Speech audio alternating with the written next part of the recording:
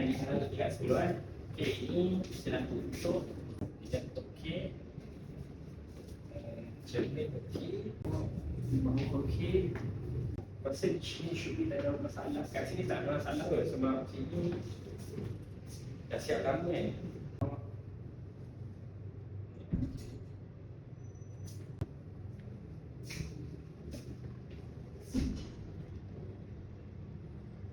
Okey kan.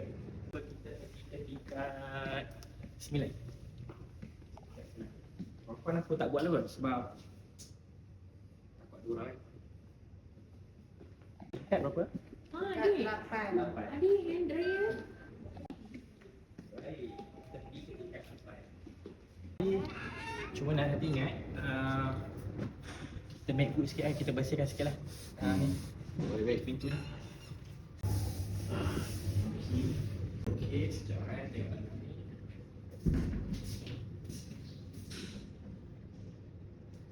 Kenapa kau tak letak ni? Oh, ada cuma letak.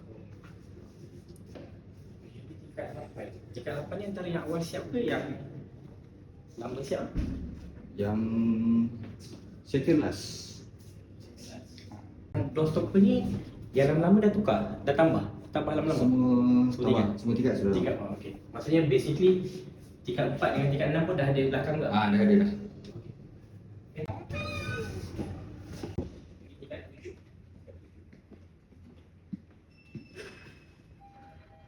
Nanti bila kita dah siap semua, nanti make sure buka ni double check balik ya. Bersihkan sikit belakang ni. Barai man pintu tu. Aduh, nanti tolonglah tengoklah. Ni tingkat 7. Tingkat 7 ni Nas. Ni untuk pasang hand dryer.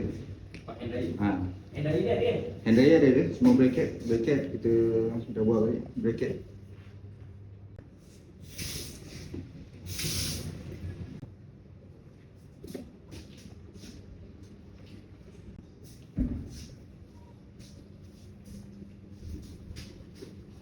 Tembus sikit lah. Letak semua, tak semua.